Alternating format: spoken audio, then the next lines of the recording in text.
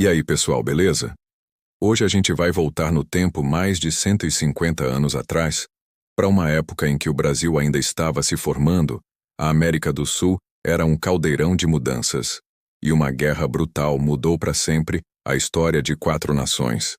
A gente está falando da Guerra do Paraguai, o maior e mais sangrento conflito armado da história da América do Sul. Uma guerra que matou centenas de milhares de pessoas e deixou cicatrizes que, acreditem, doem até hoje. No centro de toda essa treta estava um cara, Francisco Solano Lopes, o presidente do Paraguai. Pensa num homem ambicioso, orgulhoso e com um sonho grande: transformar seu pequeno país numa potência. E de fato o Paraguai tinha um exército forte, mas tinha um problema. Era isolado, sem saída para o mar. Então, quando o Brasil começou a se meter nas disputas políticas lá no Uruguai, Lopes sentiu que era uma ameaça, mas também uma oportunidade de mostrar sua força. E aí, o estopim aconteceu. Em 1864, o Paraguai, sem dó nem piedade, atacou navios brasileiros e invadiu o que hoje é o nosso Mato Grosso do Sul. O Brasil, claro, não deixou barato e reagiu. Pouco tempo depois, a Argentina e o Uruguai entraram na briga ao lado do Brasil, formando a famosa Tríplice Aliança. A casa ia cair. O que começou como uma briga política virou uma guerra longa, cruel e sem piedade. Jovens agricultores escravos que foram libertados para lutar, e voluntários cheios de coragem marcharam para o sul, sem ter a menor ideia do inferno que os esperava. Durante anos, as batalhas se arrastaram pelos pântanos e rios da região. E o mais bizarro é que a fome, as doenças como a cólera e o calor insuportável mataram muito mais gente do que as balas e os canhões. Mas no meio desse caos, surgiram histórias de uma bravura inacreditável e também de uma dor que a gente nem consegue imaginar.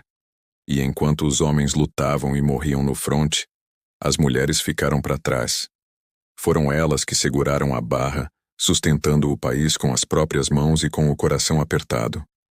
Enquanto a guerra destruía, elas cuidavam da vida que restava. Quando a guerra finalmente terminou, em 1870, o cenário era de terra arrasada. O Paraguai estava destruído, aniquilado. Mais de 60% da sua população tinha morrido. E o mais chocante, quase todos os homens adultos. O país foi praticamente apagado do mapa. O Brasil venceu no papel, mas a que custo? Milhares de brasileiros também perderam a vida. E o Império gastou uma fortuna que nem tinha numa guerra que a maioria do povo nem entendia por que estava acontecendo. Foi uma vitória com um gosto amargo. Muito amargo. No fim das contas, a Guerra do Paraguai não teve vencedores de verdade. Teve sobreviventes.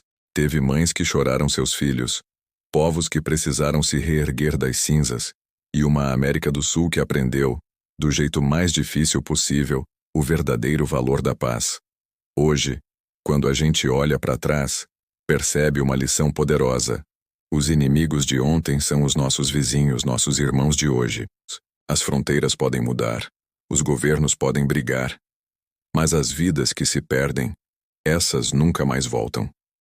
E a verdadeira vitória não é derrotar o outro, mas sim aprender a conviver.